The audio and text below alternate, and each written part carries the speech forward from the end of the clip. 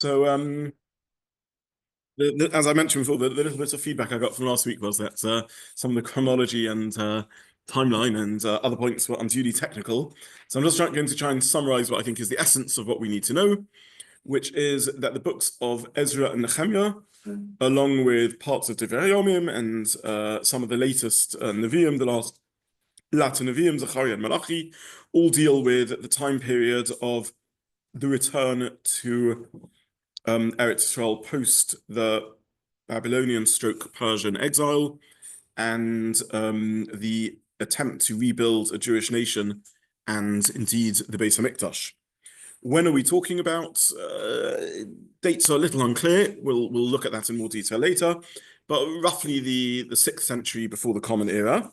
Sorry, roughly in the 6th century before the Common Era, the Yerushalayim is destroyed and by Bovel, by the Babylonians, and the members of the Judean kingdom, of the Davidic kingdom, many of them are sent into exile to Bovel. Before that, more than a century earlier, another part of Eretz Israel was dismantled by Sancherev, because in the era of the first Beis Hamikdash, the Jewish people had had a civil war effectively and split into two kingdoms. The first kingdom was exiled more than a century before the destruction of the Beis Hamikdash by the Assyrians, by Ashur, and those are the so-called 10 lost tribes. The Rump kingdom, the kingdom of David, which is Yehuda and Binyamin, is exiled, the Beis Hamikdash is destroyed, exiled by Bovel. And a new group of people, to some degree, move into Eretz Israel, and that's the origins of the Samaritans or the Kusim, who are going to be Kuthites, who are going to be the source of problems in our story. Roughly 500 years before the Common Era, the Babylonian Empire fell. The Persian Empire rises from being a nothingy kingdom to a backwater, really, to becoming an empire. It's this burst of energy that sometimes happens in history. And the famous Koresh or Cyrus wants to run his empire differently. There's actually many edicts that we have from Cyrus in which he decrees tolerance on many of his captured populations. It was a sort of different policy, maybe because the Persians were recently installed emperors and had suffered themselves on the boots of the Babylonians. He decrees, or perhaps just because Koresh was a liberally minded king, but he actually restores liberties to a lot of the oppressed nations in his empire, including the exiled Judeans, and the first stage of return to Zion occurs. That's the first wave, we'll call it. What do we need to know about the first wave? The story is told in the first 6 chapters of Ezra. It's led by a figure called Zerubbabel, who is a descendant of the house of David. There's another leader, a Kohen Gadol, who co-leads with him. They're excited. They're going to reset up Eretz Israel. They're going to establish the Beis Hamikdash again. The Sukkot occurs, and they restart Korbanos at the location of the Beis Hamikdash. There's no Beis Hamikdash there, but they restart Korbanos there. And the tensions mount with the Samaritans, or Kusim, who I've mentioned earlier. And the Samaritans claim we are the true natives of the land. You Jews don't have a right to be here. They stir up trouble with the Persian administration, and the return is frozen. Stage 1, wave 1. We're really doing a summary of the books of Ezra and Nechemia now. Stage 2 is Ezra. Ezra is a Kohen. He comes from a family of Kohanim, and he comes back under Daryavesh, a later king who allows the return of the Jews to Eretz Israel. He rediscovers, as it were, Koresh's edict, and Ezra leads a revival of sorts, primarily a spiritual revival. But Ezra only makes his appearance, as we saw, many chapters into Sefer Ezra. And he is then followed by Nechemia, maybe 20 years later. Nechemia is a secular, he's a great spiritual leader, but his role is that of the secular leader, in the sense that he's a Persian official who happens, as it were, to be Jewish. He's appointed to lead the Jewish people from the Persian point of view, as a Persian governor, but he is obviously a loyal and great Jew, And we saw Chazal expressed some concerns about his behavior. We have to be cautious when we're criticizing great figures, but Chazal points out that there's something a little arrogance in how he speaks, and as a result, he doesn't have a book named after him, a sefer named after him, but nonetheless, he is a great leader, and he leads the third wave of, or the third stage rather, of the return of the Jewish people, and he involves himself in military projects and rebuilding the wall of Jerusalem and trying to establish the the kingdom on a firm footing. So that's more or less a summary of what we covered last time, and I hope that's this time reasonably clear. What I would like to do now with the remainder of the session is touch upon the problems of chronology, of timing of all these events, and try and do so in a way that won't become overwhelming and technical. And then the final thing I'd like to do in today's share is give a summary of what are the themes of Ezra and Nechemia, what issues are they dealing with, and I hope by the time I finish that, you'll see why I, in a sense, think this is topical in a certain way. So be careful not to make superficial comparisons between stories in Tanakh and current affairs. But nonetheless, there is a resemblance which probably derives from the fact that the Jewish people are perennially struggling with the same sorts of issues. What it means to be a Jew, to what degree are we a race, a religion, a nation, a culture? How do we fit in with the other nations of the world? To what degree are we meant to be a religious movement or a political autonomous state? What happens when there's clashes between religious needs and political and military needs? All of these are sort of the issues floating around in Ezra and Nechemia, and they're topical in the sense that for the same reasons they continue to float around throughout Jewish history today. Now, basically today's show will be looking at the chronological problems and then trying to understand the themes that emerge. Now, jumping straight into this, some years after the destruction of the Beis Hamikdash by Bavel, the Babylonian Empire falls into the hands of Cyrus the Great and the rise of the Persian Empire. That is clear. Now, the psukim seem to indicate a timeline or a period of time of the exile between the destruction of the first Beis Hamikdash and the return of the exiles and the building of the second Beis Hamikdash. And that timeline is understood to be 70 years. Where do we get this concept from of 70 years? So here I turn to the handouts, which for those who are live I've put out. I've just posted the link on the chat function, and I'll put it on the YouTube clip. It's pretty much the same as last week's handout, except the electronic version I just sent out has an additional 2 sources at the end. And for those who are here live, I didn't reprint all the sources. I just printed a separate sheet of 2 more sources. But if those who are online, just click on the link, you'll see the handout. And basically speaking, the Chazal understood the timeline to be 70 years. Paralleling, if you just look in source 3, can someone just pass me a handout? I don't have my own copies of the handout. I stupidly didn't take one. Thank you very much.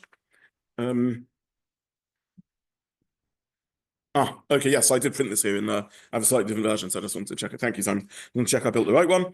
So this source comes from Seder Olam Rabbah.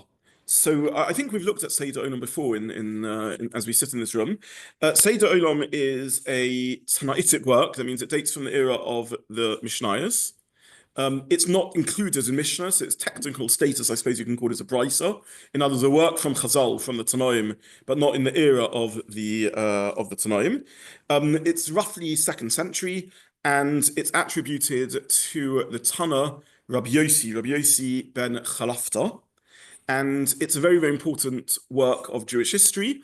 And basically, it dates events in Tanakh in line with how Chazal understood them. I'll tell you, for example, where we discussed it. So Rashi understands that Yitzchak was 40 at the time of the Akedah, and when he married Rivka, she was 3. That's how Rashi understands the timeline. Where does Rashi get that from? From a certain piecing together of the Psukim. The Psukim don't say this explicitly, but if you understand the sequence of events in one particular way, then that's how things will turn out. Who understood things in that particular way? Chazal. Where in Chazal? The Seder Olam. If you learn the psukim on face value, they don't exactly sound like that. Yitzchak sounds like a little boy when the Akedah happens, and Rivka sounds like a mature lady when she gets married. So you could imagine a different reading of the psukim based on Pshat, and to do that you would have to time the events a little differently. And indeed, for example, the Ibn Ezra does that based on Pshat. So why did Rashi not take that view? Because Rashi in general tried to align Peshat and the tradition of Chazal, and Rashi largely is aligning himself with the Seder Olam, this work called the Seder Olam. So Seder Olam is a very important, I don't want to call it a work of history because it's Chazal, but it's Chazal's understanding of historical events. And basically, in the interest of time, maybe I did translate the Seder Olam to the best of my rushed ability. But basically, Seder Olam cites a series of psukim which indicates that the gap is 70 years, number one.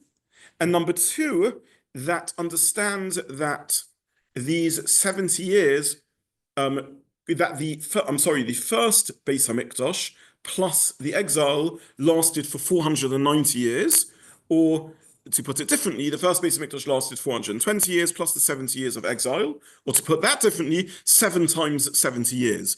And this is how Seder Olam reads a series of difficult psukim in Daniel.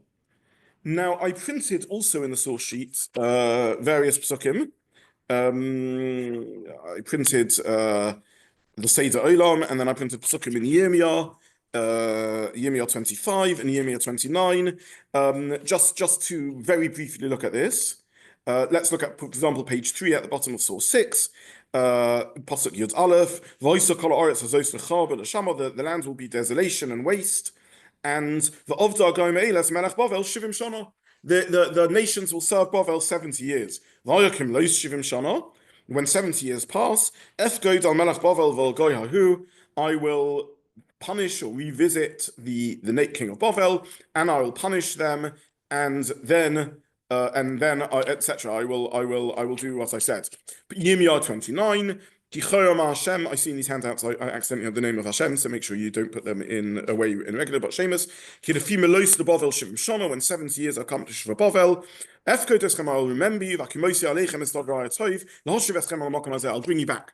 So the psukim seem clear that there will be a 70-year galus, after which you will return to Eretz Yisrael. Then we have an important pasuk in Divrei Hayamim. I hope I printed this. Yes. This is the final source in the original handouts, but on page 4 in the new handouts. Also, Divrei Hayamim 236, and the pasuk says, "L'malus dvar Hashem b'fi Yirmiyahu." This is pasuk 21, to fulfill the words of Hashem in the mouth of Yirmiyahu.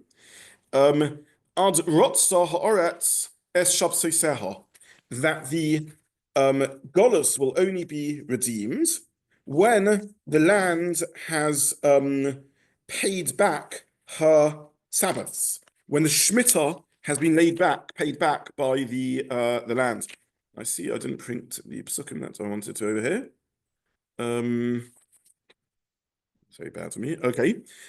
The reference or allusion that the pasuk is making over here is a sad pasuk in the Tochacha, in which the Tochacha says that if the Jewish people don't keep the Shemitah, you will be exiled for the number of Shemitahs that you didn't keep, until the land has reclaimed its Shemitah, and then you'll be able to return. And again, therefore, we get to this number of, if Shemitah is every 7 years, then in the period of 420 years, 420, let me get my maths out right. 420 years, you have how many Shemitahs? 60, sorry, in 490 years, you have 70 Shemitahs, and that's the 70 years of exile. Okay, so these are the psukim that indicate 70 years of exile. Now, the problem with all of this is that the psukim are not entirely clear where they are measuring and how they are measuring the 70 years. So just to summarize what we've said so far, I don't want to go through all the sources, but I printed them in the sheet. Have a look at them yourself. Have a look at the Seder Olam. The psukim seem to say the Golus will last 70 years, and then they will return, in which case the exile was a 70-year period. Problem. if you look at the psukim with care, they don't make it entirely clear how these 70 years are measured. For example, some of the psukim say that Bovel will be punished after 70 years. But we already established that Bovel is destroyed by the Persian Empire, by Cyrus, by Koresh, before the return to Eretz Yisrael, and certainly before the rebuilding of the Beis Hamikdash takes place. So is the 70 years a return to Eretz Yisrael, as some of the psukim seem to suggest, or is the 70 years the punishment line of Bovel, as others of the psukim suggest? And when indeed do the 70 years start? Do the 70 years start at the destruction of the Beis Hamikdash, or do they start at the earlier wave of exiles, for example, of which Daniel is a part, in which, as I mentioned last week, a wave of exiles takes place? Now, it's not new that we are confused about how to do these calculations, because Daniel himself references, and this is again on page 4, Daniel 9, Posuk base, in the first year of his reign, Bishnas Achas Lemolchu, this is of Darius, the king of Achashverosh. Ani Daniel benoisi besforim, misbar shonim ashayot v'Hashem eliyim. I analyzed, I probed the Sforim to try and understand what this calculation of the fulfillment of the 70 years of the Churban is. In the additional sheets, which I added now onto the source sheet, and which I gave out as a separate handout for those who are here, but printed on a separate sheet for those who are live, I quoted a posuk in Zechariah. Zechariah is what is the Nevi'im that are dealing again with the same era of history, the words of Zechariah. And we'll get a flavor of Zechariah. Zechariah, again, comes back a little after, perhaps, the story of Ezra Nechemia. Not entirely clear how to date Zechariah, but he comes back when the Jews are returned to Eretz Yisrael, and he says a nevuah. He's the last of the Nevi'im, and he says, Hashem was angry with your ancestors.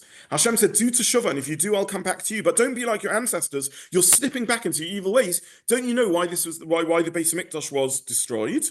And then he says, that the angel of Hashem exclaimed, Hashem, tzavokos, ad motai atalos rachim es Yerushalayim es Ori Yehuda. How long are you not going to have mercy in Yerushalayim and the Ori Yehuda? Hashem says, Amta zeh shivim shana. You've been angry with them for 70 years. So Zechariah himself is saying, I don't understand, the 70 years have passed. Where's the Geula that we were promised? What's going on? So what level of Geula was promised? Does it mean a return to Eretz Yisrael, a building of the Beis Hamikdash, or perhaps even more than that, independence? Or does it just mean the destruction of Bovel, even though there's a new empire ruling the Jewish people? None of this is clear. Again, this is a familiar story to us from the Medrash on Esther, which says, you know why Achashverosh throws a party, and you know why he brings out, like to the tune of Eicha, why is he bringing out the Kelim of the Beis Hamikdash according to the Midrashic reading? Because Achashverosh is delighted. He says 70 years have passed, and no Geula has happened. The Jews are still under my domain. So Achashverosh himself is watching the dates. They know about Jewish prophets, and he thinks the 70-year calculation has passed. Okay, what am I trying to bring out of all of this?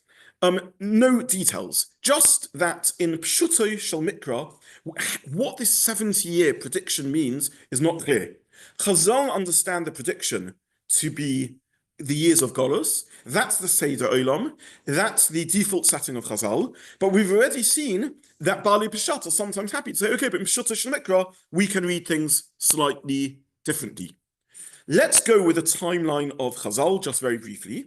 We know the second Beis Hamikdash is destroyed 70 years in the into the common era.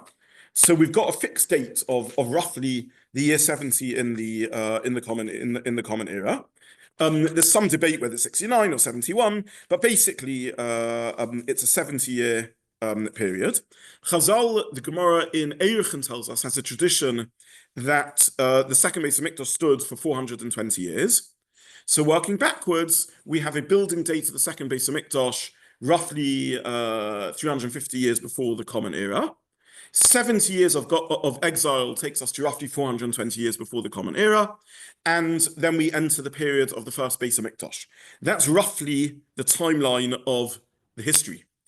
In addition, we have a Gemara in Avodah Zarah, in which it says that the Jewish people were governed by 4 kingdoms. The Persians for 34 years, the Greeks for 180 years, the Chashmonaim for 103 years, the Romans for another 103 years, and 18 years of Koresh, between Koresh assuming the reign and the Beis Hamikdash being completed. And therefore, again, if you add up the years, this means there's basically 52 years of Persian rule. So just to summarize, in Chazal's understanding, if we do the maths, roughly 350 years before the Common Era, the second Beis Hamikdash is built, and therefore roughly 420 years before the Common Era, the first Beis Hamikdash is destroyed. Now, the simplest understanding of the Psukim doesn't make this timeline definitive, but it doesn't contradict it either. It's just unclear how the 70 years are measured.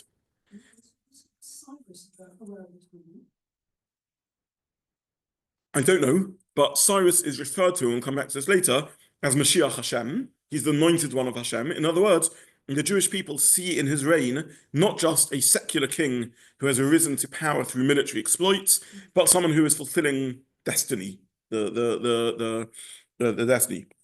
Okay, secular historians measure the timeline very differently, based on all sorts of evidence, including Greek works written around the same time. Don't forget that the Persians and the Greeks are waging war. Alexander the Great eventually confronts the Persians and topples their empire.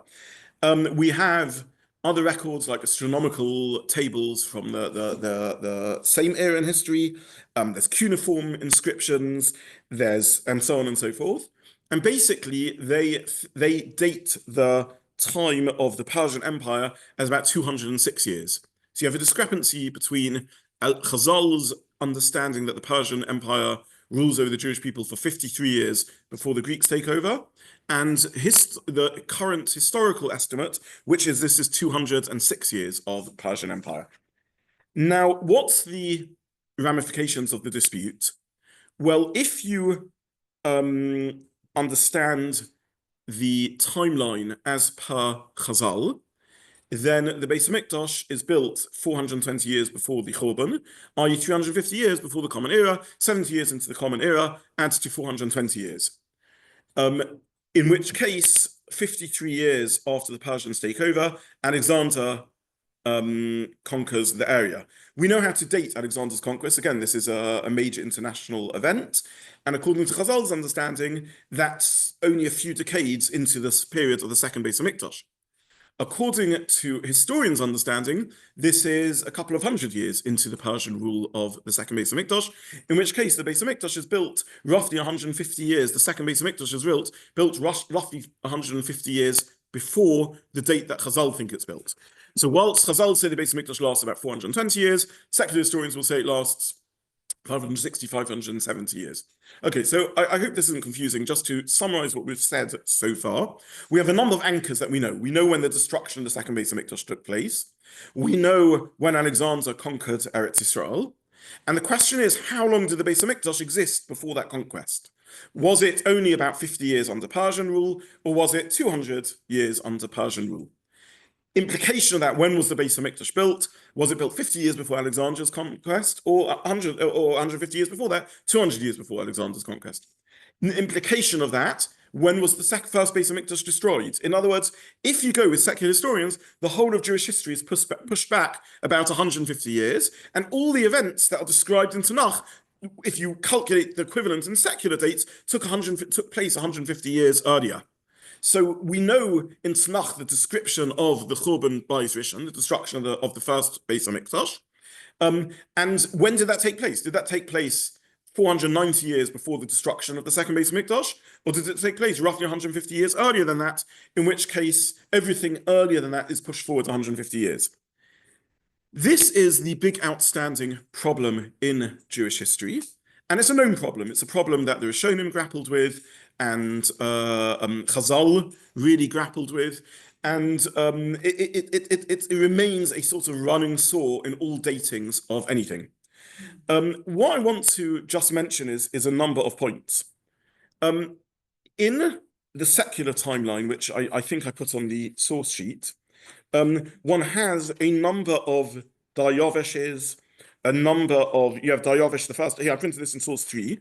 This timeline is taken from Reb Shimon Schwab, who has a lengthy booklet length essay in which he outlines a summary of this problem.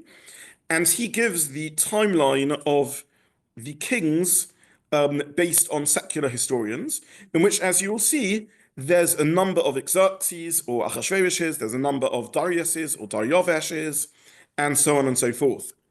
Not only do, as far as we can tell, Chazal not indicate a number of Persian kings with the same names, but more than that, and here I printed this, I think in source, I hope I printed this on the source sheet in source 5. Let me just check. Yes, I did, on source 5, a Gemara in Rosh Hashanah, in which the Brisa says that Koresh and Dayavesh are one person. Who Dayavesh? Who Koresh, who Dayavesh? Who are Tachashasta? So 3 figures with different names are really referring to one individual, because this individual had a variety of names, which takes place in the ancient world. And they say he's called Koresh because he's kosher. He's called Atachashtar, that's his royal name, and he has a personal name, Dayavesh. A bit like Kaviyachal, not Kaviyachal because we're talking about secular things, a bit like the Pope takes on an official name, so he may personally be called, I know it's called the current, Richard, Robert, but he takes on the name Leo. So similarly, Koresh has an official name, and he has a personal name, and that's how these things are being referred to. And in the source I printed the Seder Olam, which is source 3, I think they elaborate on this also. He elaborates on this also and speaks about this. Okay, so this isn't the only conflation of identities that Chazal engage in. Chazal explore the possibility that Ezra and Malachi are the same figure, given different names. And they explore the possibility that Zerubbabel and Nechemia are the same figure, which again might be trying to truncate a large amount of history into a small amount of time. So where do we go with all of this? So just to summarize the state of play, we have a sequence of unclear psukim describing the relationship between the first and second Beis HaMikdash and the gap.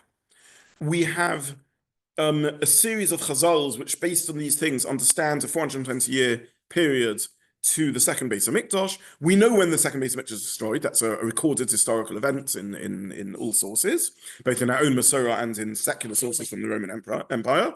And either the first Beis HaMikdash, in line with Chazal, existed for only 400 odd years, and Persian rule was very limited. 50 years into Persian rule, we already returned to Eretz Yisrael and rebuilt the Beis HaMikdash. Or Persian rule actually lasted 200 years, 150 years more, and the Persians ruled for a lengthy time, the second Beis HaMikdash existed for a lengthy time, and all dates are pushed back. Now, if you adopt the truncated history of Chazal, possibly we have a problem also with identifying the historical figures, and maybe that's what Chazal are doing when they're conflating the figures together. Now, where do we go with all of this? So the first thing to mention is that this is arguably not just a historical question, but maybe or maybe not has halachic implication. Well, the first halachic implication is we date which year we're in. Okay, not necessarily the end of the world, because dating can just be a convention. So it's true on documents like a ksuva or a get, we write a date. But okay, the date is, when we say it's X number of years, we simply mean based upon our understanding of this convention. If it turns out that this is a different calculation, it doesn't matter, it's just a way of attaching a timeline. But there are other nafkaminas. For example, the Shemitah calculations. The Shemitah calculations are based on understanding a certain length of time. And possibly, if you crunch the numbers in a certain way, the historical timeline would end up with a different calculation of Shemitah. Again, these things are resolvable because there's enough wiggle room in how the dates work that even if there's a discrepancy of 150 years, it doesn't necessarily come out, it can come out in the wash in terms of being cancelled out with how many lots of 7 years you have, and therefore how the Shemitah works. There's an exciting implication of this, which is according to some midrashic sources, though not all. In the year 6000, by the year 6000, the Geula will have to come. We think of ourselves as being still 200 years off that date. If we're 150 years ahead in history, then history is moving faster than we would have thought. Okay, that's a positive outcome. How do we resolve this contradiction? So basically, there's 3 approaches to take. Approach number 1, which Rav Gon adopts, is we have our Masorah. historians are speculating. At the end of the day, it's very hard to find 100% hard evidence in history. Historians try to piece together things from records of the Greeks. The Greeks, by the way, aren't Persians, they're outsiders, archaeological remains, other things. We don't History is very hard in history to prove anything with absolute certainty. Historians try and come up with the most reasonable narrative possible. Okay, they've come up with the most reasonable narrative possible, but we have from Chazal an alternative understanding. And that's basically Rav Saadia Gaon's argument. And Chas v'sholom to question this, says Rav Saadia Gaon. The Maharal writes quite strongly like this. We're not in the business of questioning Chazal's Masorah. That's it. Alternative approach. No, maybe we should follow the secular calculations, and for some reason or other, Chazal either accidentally or deliberately misaligned the dates. How would we live with the fact that it happens that Chazal accidentally got it wrong? Well, Chazal are the masters of Torah, they teach us Torah. It doesn't necessarily mean that they knew everything in science. And if we don't follow them in science, how do you understand science? You ask a modern day scientist. So how should you understand history? Ask a modern day historian. And Chazal were there to teach us Torah, not to teach us science and not to teach us history. If a posek is asked, to Paskan Halacha from Moshe Feinstein is asked, can you use a microwave on Shabbos? He has to find out how a microwave works, to which he'll turn to an engineer and work out whether it's bishon or not, and then he'll give a psak based on that. If the science was misunderstood, then his psak is based on science. That's how reasonable people operate. So that's model number 2. The opponents of this model say, Chas v'sholom, this is heretical.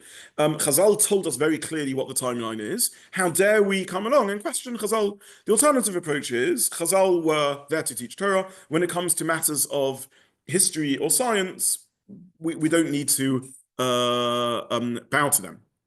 More than that, we've already seen the Ibn Ezra and others who are prepared to say Pshuto Shel Mikra comes out differently to Chazal in the timing of how old Yitzchak was or how old Rivka was. There's a Bal Hamor, a very, very important halachic Rishon from Provence, a contemporary, and Bar Plugta, who engaged in argument with the Raavad and with the Ramban, wrote one of the most outstanding and important commentaries on the Gemara, the Bal Hamor at the back of the Gemara. Rabbi Zerachia Halevi, his name was, and he wrote a sefer called Ma'or, the illuminating sefer. That's very, very important halachic work. And he already says on these sugyas, he says the Pshuto Shel Mikra doesn't look like Chazal. The simplest understanding of the pasuk doesn't look like Chazal. Which leads us to the third approach. Maybe we misunderstood Chazal all along. Chazal were never telling us historical facts, they were telling us medrash. They were telling us ideas and concepts of how to conceive of this difficult period in history, rather than trying to tell us a timeline. So for example, when Chazal say that Nechemia and Zerubbabel are the same person, who Nechemia, who Zerubbabel, maybe we've mistranslated the phrase, maybe they're telling us that they both represent the same sort of concept, and there is a similarity between them. They are both secular appointed leaders, governors, who nonetheless are Jews of the highest standing. So they are both very similar figures in some respect. They're not Ezra, who's a religious leader. They're governors, they're Persian appointed secular leaders, nonetheless, who are outstanding spiritual leaders as well. So maybe Chazal are saying there's a commonality between them. When Chazal say that who Koresh, who Dayavesh, there is a similarity between them, because don't forget, Koresh is the one who gives the first edict of allowing the Jews to go back. It's ultimately not successful. And Dayavesh is the one who gives the second edict of allowing the Jews. So maybe we're sort of misreading Chazal. There are other Chazals that say similar things. For example, there's a Chazal, and we discussed this, I think, when we learned Parshas Bolok, that says that Lavan and Bilam are the same person. Now, does that mean they're literally the same person? Or does it mean, as the Mekabolim say, that they are a Gilgal of each other? Or does it mean a conceptual idea that they both represent the same sort of personality? Both Lavan and Bilam are people who clearly know a lot of spirituality and yet are thoroughly corroded characters and somehow balance this great clarity of spirituality with perverse and revolting behavior. So again, maybe Chazal are teaching us medrash rather than history, and the whole, that there's a mix of genres over here going on, and we've sort of misunderstood what Chazal are doing. Then you have Reb Shimon Schwab's theory, which he said, and then he later backed off, that maybe Chazal had reasons of their own for hiding periods of Jewish history. There may have been certain very dark events that took place in that era, and Chazal didn't want Jews to engage with it. It leads to a deeper discussion about what is the purpose of history at all. I mean, what's the point of learning things that took place a long time ago? It's very interesting, but maybe it's just gossip. Maybe it's just Lashon Hara. Maybe it's just stories. Maybe there's certain stories that we should learn and certain stories that we don't need to bother learning. Nach tells us stories that we want to learn. If Nach hides a period of time in the understanding of Chazal, we can trust them had their reasons for so doing. So just to summarize, mathematically speaking, if you like, there are three positions you can take.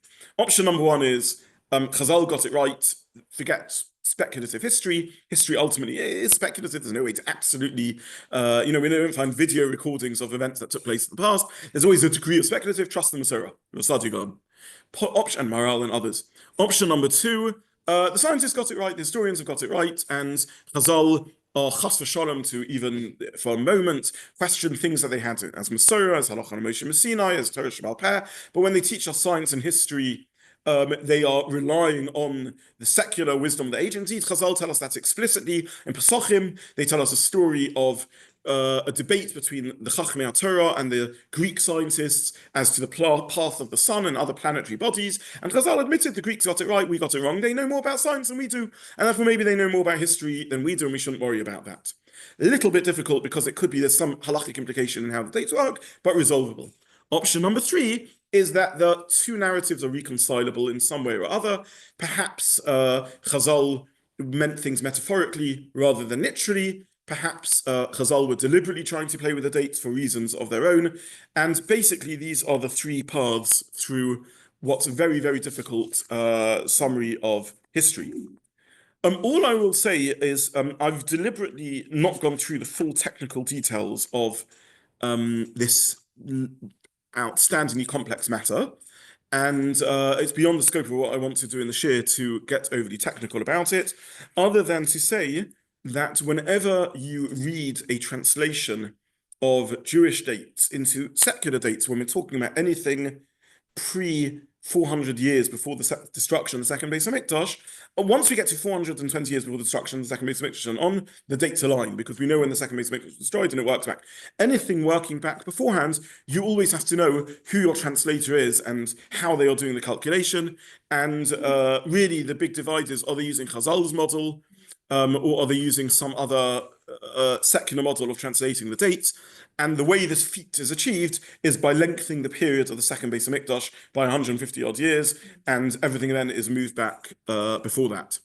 So I didn't feel I could do Ezra and Nechemia. We could learn Ezra and Nechemia without bringing this point out into the open, even though in a sense my interest in these forum is just to learn them and to try and understand what their messages are. It's almost impossible to in an intellectually honest way to learn these forum and try and give it even a rough alignment of dates without bringing this problem out to the fore. And therefore, even though in these series, when we're learning Eve, when we're learning Mishnah, I never give exact dates. I would say approximately 500 years before.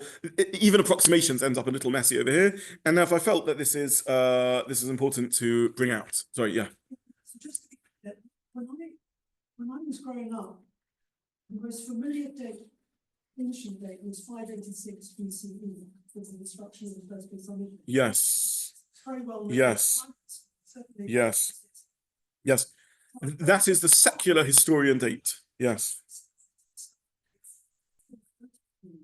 In places like the art scroll and the book. Yes. So where is that date from? Now, is it... So that's exactly this discrepancy. Yeah, if you learn RSGCSE, you'll learn 587, 586 before the Common Era. And if you learn art scroll, which is going with Chazal's dating, you'll learn approximately 330 years, whatever it is, before the... yeah, that's exactly this this date. Yeah. Yeah. Yeah. And basically speaking, the discussion is, did the Beis HaMikdash last for 585 odd years, or did it last for 420 odd years? It's amazing. Yeah, yeah. It's funny, even the Churban itself, the second Beis HaMikdash, which is by that stage, Eretz Yisrael is very much part of the Roman Empire and the international order. Even there, we're not clear 68, 69, 70, 71, 72, 73. It's amazing that even there's a 5-year wriggle room that's not entirely clear. But okay, 5 years you can sort of get away with. It doesn't have a... It's important if you want to know history, and it's important working out Schmidt and so on, but it's not significant really in the greater scheme of things. But when we're looking at these things, it's very confusing. Just in terms of navigating the sheets, basically. Again, I printed the Seder Olam, I think. Yeah, and I printed the Pesukim in Daniel on 70 years. I think that's really enough of, and I printed the Gemara in Rosh Hashanah, which aligns the figures. I think that's really really enough of what I wanted to say. Just very briefly, according to Seder Olam, from the defeat of Bovel by Persia to the Greek period is 52, 53 years. And therefore, the second Beis Hamikdash is built roughly 350 before the Common Era and destroyed roughly 6970, in others 420 years. And the Second Temple lasts for 420 years. According to the historians, from the defeat of Bovel to the Greek period is 207 years. And in that time, there's not I don't know, three Persian kings. According to Chazal, there's basically three Persian kings. There's Daryavesh, there's Koresh, and there's Achashverosh and Daryavesh. According to the secular historians, there's, I don't know, 11 or so Persian kings, Daryavesh the first, Daryavesh the second, Daryavesh, etc. And the second Beis Hamikdash was built roughly 520 before the Common Era and lasts about 590, 589 years. That's the alignment of history. And that's the problem that remains. Let me just use the remaining time, and with this we will conclude today. From my point of view, I've covered what I want to of technical stuff. I hope I've contextualized it. I just really want to draw out themes, and hopefully that will set the agenda for the rest of the time. What are the main themes of the books that we're going to learn of Ezra Nechemia? What issues does it deal with? So the first thing I would say, the first major theme is Jewish identity. Who is a Jew? Sounds familiar? Who is a Jew? That's the first theme of these books, and this comes out in a number of ways. It comes out with the Samaritans or the Kusim, who are or are not to be included in the rest of Jewish history, the Jewish journey. As I mentioned already, under Koresh they return. The Persians take control. Koresh lets them go back, and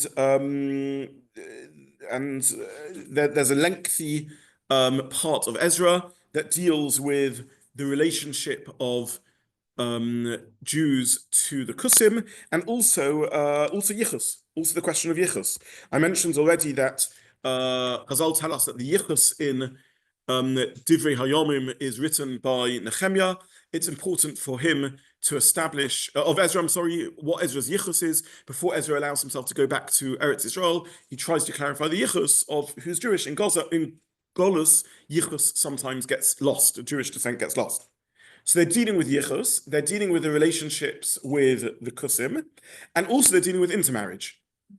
Ezra comes back to Eretz Israel, and he sees that the small number of Jews who have settled in Eretz Israel have taken for themselves non-Jewish wives, and Ezra says what's going on. Again, we're talking about the first wave and second wave. So first wave of Jews going back is under Zerubbabel. They decide to rebuild the Mizbeach and offer Karbonos, and as far as they are concerned, the Kusim or Samaritans have no connection to the Jewish people, and they refuse to include them in the project of building the Beis Hamikdash, and the Samaritans reports them to the Persians. Ezra now comes back in the second wave, and Ezra sees their intermarrying, and the Pesukim say he tears his clothing, he davens, he fasts, he tries to get a Teshuvah project going, and he's establishing Jewish identity. Okay. So to summarize, first theme of these amazing books of Ezra and Nechemia that we're learning is establishing Jewish identity. Whether do the Kusim or don't the Kusim get included in the project of building the Beis Hamikdash, whether in establishing Yichus of who halachically is a Jew, and whether dealing with the issue of intermarriage. That's one theme in the Sfarim. A second theme in the book is trying to establish Torah as the law of the land. Is Torah the practically applicable system of governance for the new Jewish state? Here, have a look at the last source on the new handout I posted online, where I added sources on the separate sheet that I gave out here. This is the Pesukim in Ezra, in which we find a phrase. Have a look first of all at the last words of the source, or Katori Yoseh. And as the Torah should be done. You should be keeping the Torah, and again, this is a term in Ezra. Keep the Torah. What the Torah says is how you're meant to live your life. By the way, there's another very important phrase that turns up in this pasuk. Read the whole pasuk together. Let us establish covenant to our God, to remove all our non-Jewish spouses and their children. But atas Hashem, according to what Hashem decrees. If you want to be chored, haredi, fearful of the mitzvahs of Hashem. Now, obviously, in this context, it's not referring to the modern sociological labeling in which those who claim to themselves the higher standards of halacha and disengagement from the world take on that label Haredi. I'm not making a political point, I'm making a hashkafic point. But the choice of that title is not coincidental. It comes from this pasuk, remarkably, these pasukim in Ezra, in which those who heed the call of Ezra to detach themselves from the environment adopt the name. Ezra refers to them as Haredim.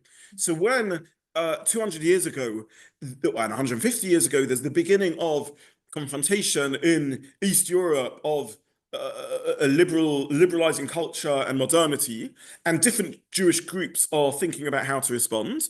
One group which wants to create a greater degree of separation than other from groups, and certainly a separation vis-a-vis reform or progressive movements and so on, they adopt for themselves a title which they're taking from Sefer Ezra. So the second big theme of Ezra is Torah as a constitution for a Jewish nation. And indeed, this is a very pasuk where we find this terminology and elsewhere in Ezra used to describe this idea of separating yourself and reverting to loyalty to Torah as law. Sorry, Daniel, you can tell something? No. Okay. The third theme, I would say, is frustration. Something that runs through the whole of Ezra and Nechemia is that it's not quite what we imagined it was going to be. We had these prophecies that told us that we'd be back after 70 years, and perhaps naively, perhaps not, we sort of pictured that we'd be back, would be independent, would have a beautiful Beis HaMikdash again, and instead it's not like that. There's no Moshiach. The Beis HaMikdash is small, it's not a magnificent building like David and Shlomo's Beis HaMikdash. They're poor, impoverished returnees. They don't have major resources. And the Beis HaMikdash that's built is very basic. It's not. Chazal tell us that those who are young at the time of the rebuilding of the second Beis HaMikdash, they rejoice at the building of the second Beis HaMikdash. Those who are old and remember the first Beis HaMikdash cry, because this isn't what they were longing for. So the third theme, I would say, of the book is frustration. It's not quite how anyone imagined and hoped it would be.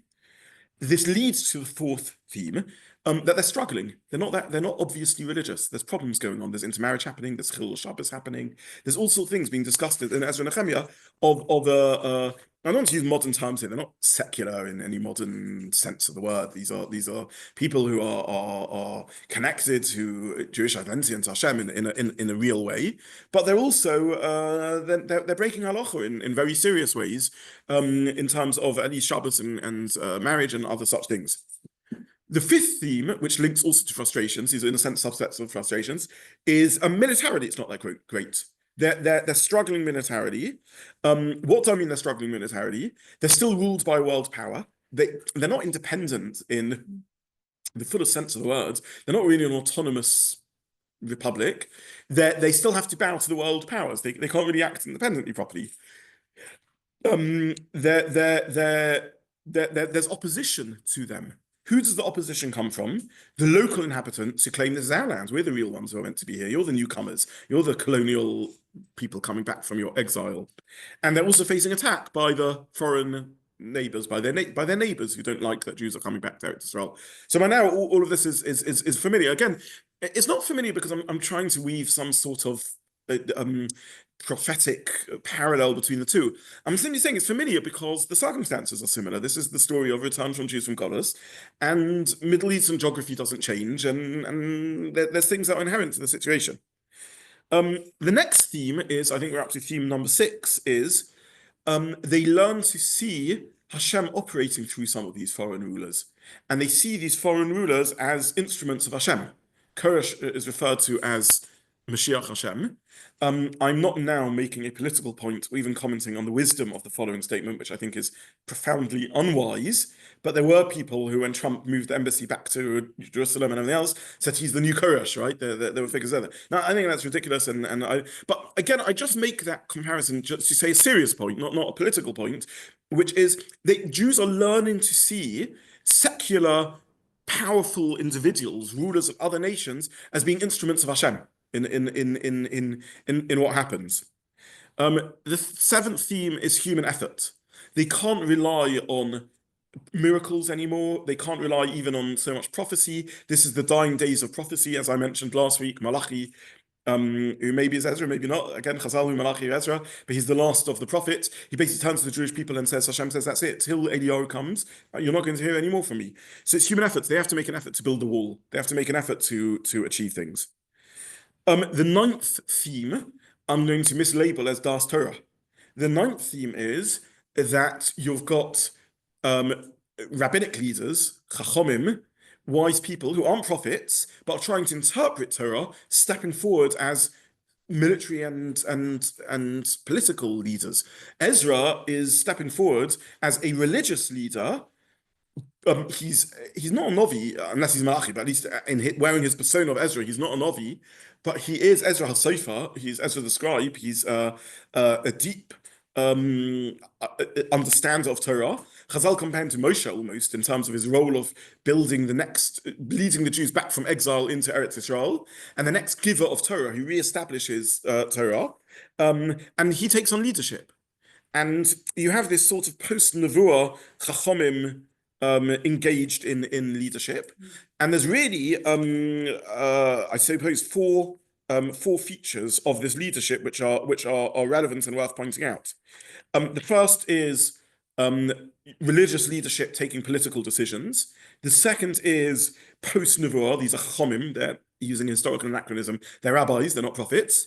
The third thing is they emphasize Talmud Torah as a spiritual solution. And the fourth thing is they emphasize tefillah as an important thing. Don't forget to daven if you want this new Jewish state to flourish. So the ninth theme that we're drawing out is a religious leadership getting involved in holistic leadership in a new way. Don't forget, in the era of Nevi'im, there's two differences. First of all, they're Nevi'im, they're not just Chachomim. And secondly, they're not kings. There's kings and there's Nevi'im a lot of the time. Since the era of the Shoftim, 5 centuries before, prophets haven't been the leaders. It's been kings who have been the leaders, and prophets have worked with the kings, rebuked the kings when they haven't been good kings, but they haven't been the military or political leaders of the Jewish people. But here you're having that.